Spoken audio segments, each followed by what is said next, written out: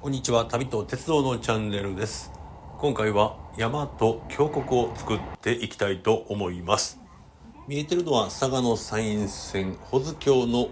景色でございますが、今回ジオラマで目指す形というのが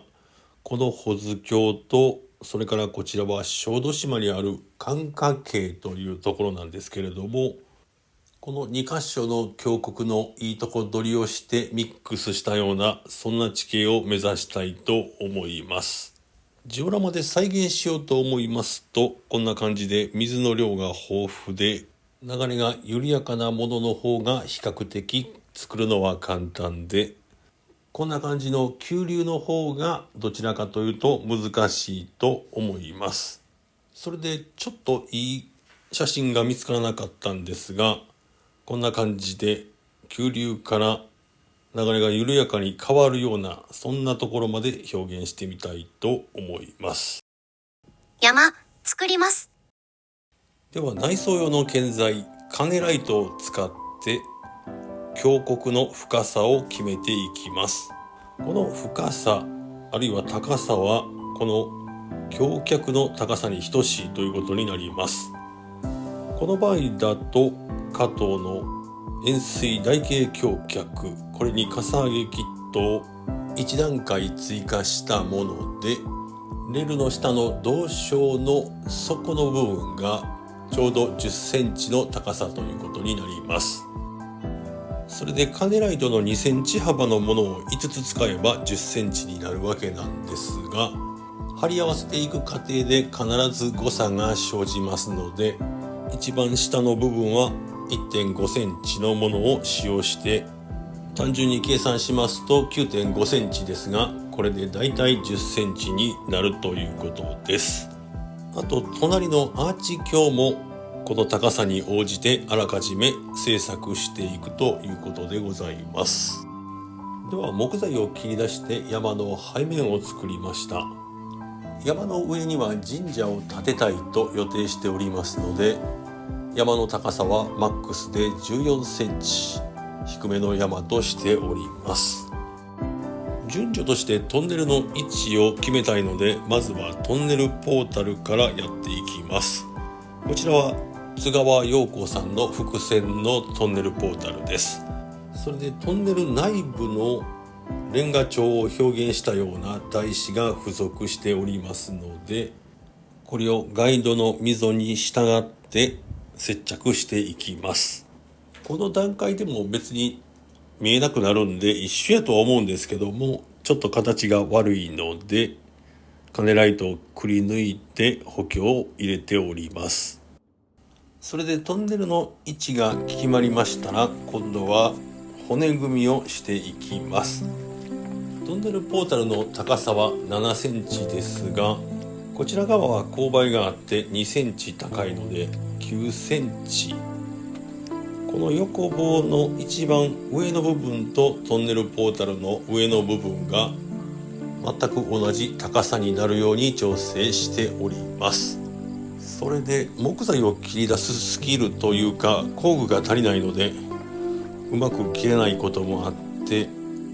既製品の3センチの横幅を利用してこんな風に木工用ボンドで貼り付けて同じ高さに調整しております。それで仮組みが終わりましたら、一旦ばらしてトンネルの入り口からだいたい20センチぐらい先まで黒く塗って、なおかつその付近にバラストも巻いておきます。次にその骨組みの上にカネライトを重ねていって地形の原型を作って、上に神社を載せております。神社は諏訪大社、下社、秋宮ですが、これの作り方についてはまた別の動画を作りたいと思います。ということで次は岩を作っていきます。この岩の作り方については前回の動画ジオラマ制作の9回目、こちらをご覧いただきたいと思いますが、今回はちょっとアルミホイルを使って細長い岩を作っていきます。作り方は簡単で、アルミホイルをちょっとシワシワにして石膏を流し込んだ後、輪ゴムで閉じればこんな感じのものが出来上がります。これを長すぎるものは半分に割ったりなどしまして、こんな感じに配置。岩の背面はジオラマ造形シートを使っております。それからこちらはまたジオラマ造形シートですが、トンネルポータルの左右の部分ですね、なかなか岩をつけるのは難しいので、こちらでこんな風に処理していこうかと考えております。この下には岩を半分に割ったものが入りそうなので、こちらに入れて、その間も造形シートでこんな風に処理していきます。山の方の続きですが、細かく刻んだ素材で隙間を埋めて、さらに紙粘土で地形を整え、さらに細かい隙間などに今度は石膏を流し込んで地形を仕上げていきます。ちょっとこの付近 2,3 箇所隙間がありますが、作業してる目線ではこれが意外と見えないんですが、うっかりこういった隙間を埋めなくても、後ほどパウダー類、ターフなどでごまかせますので、そのまま進めても問題ないかと思います。ということで、こんな感じで仕上がったということでございます。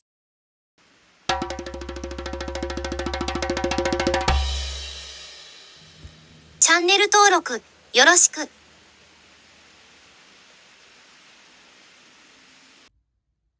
次に峡谷の一番低いところ、川底を作っていきます。プラスタークロスを貼り付けていくんですが、こんな感じで新聞紙などを利用して型紙のようなものに合わせてプラスタークロスをカットしていきます。この辺りも前回の動画でお届けしたので省略いたしますが、要約しますと、下の素材が木材なので、その木目などをきれいに消すということが重要ということでございます。あと石膏が余ったので、ちょっとこんな感じの中州を作ってみました。それとトンネルの左下ですが、こんな感じに詰め物をして仕上げております。この外側の外周はまた別の機会に作業を行いたいと思います。では続きまして山の方に色をつけていきたいと思います。今塗ってるのは試し塗りで、この辺りは岩が露出しないので、ここで試し塗りをしております。今回はちょっとね、グレーを強めに何種類か色を調合しております。この色はグレーにちょっと青みを帯びさせて、あとちょっと茶色でもオレンジ系に近いような色とか、そのあたりを用意いたしました。岩肌の着色についても何度か動画にしておりますので繰り返しになりますが、薄い色から濃い色へ順番に塗っていくという形になります。それで私はめんどくさいんで、この黄色を一気に塗ってから次へ行っておりますが、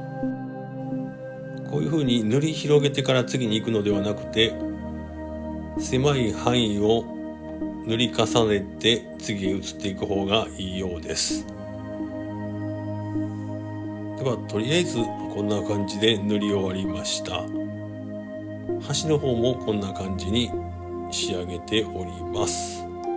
反対側もこんな感じでございます。はい、それでその後山の頂上付近もちょっと茶色に塗装いたしまして、神社を乗っけたのがこんな感じでございます。川作るのだ。続きまして滝を作っていきたいと思います。落差の小さい滝になりますが、とりあえず石膏とか何でもいいんですけれども、今回は造形テクスチャーペイント、タミヤのやつですけれども、こちらを使ってコルクの樹皮を貼り付けていきます。こういったコルクの配置については説明するのがちょっと難しいんですけれども、要は素材のコルクの形に応じてどこから水が流れててどこに着地するのか、その辺を考えながら配置していくという形になろうかと思います。それで今回は中央やや左ぐらいにちょっと低めのところがあるので、ここから水が流れ出てちょっと左右に分けて流そうかなと、そんな感じで考えております。あと向かって右側にもコルクを配置しております。上から見るとこんな感じでございます。続きまして川底を塗装していきます。パレット代わりに使っているのは卵の容器でくぼみがあって割と使いやすいと思います。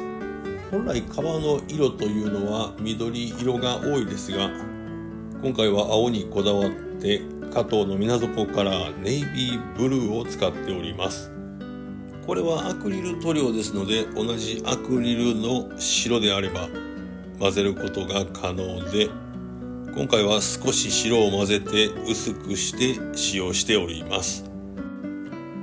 まず細い筆で際のようなところから塗り始め、浅いとか深いとか関係なくとりあえず一回すべて均一に塗っております。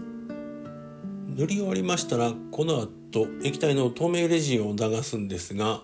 その際に液漏れしないかどうかをチェックします。今回はアーチ橋のたもとの手前のあたりがちょっと空間があったのでジェルメディウムを使って埋めております。それで動画がちょっと長くなりそうなので途中は省略しておりますが、こんな感じに塗り分けております。上の方が浅いので水色、それからちょっと色を濃くして2段階のグラデーションみたいな感じにしております。動画で見ると割と綺麗な感じがしますけども、そんなにこのグラデーションの技量は大したことはなくて、中ぐらいの筆で流れる方向にささっと往復させるとこんな感じになります。その後中州にパウダーを巻きまして、この後砂利も巻いていきますが、先ほど流れの縦方向には塗料でグラデーションをつけましたが、横方向には塗料は使わず、こういった砂利とかパウダー類によってグラデーションを表現していこうという考えでございます。というのも一本一本細い革に塗料でグラデーションをつけて表現しようと思いますと、いわゆる絵画を描く才能といいますかテクニックが必要になってきますが、砂利とかパウダーを使いますと気に入らなければ筆でちょっと移動させたり、その場で何度でもやり直しが可能というのが最大のメリットでございます。ただしその分素材としてたくさんの石やら砂利パウダーを用意する必要があります。ちょっと前に毛輪製の革石を結構たくさん買ってしまったので、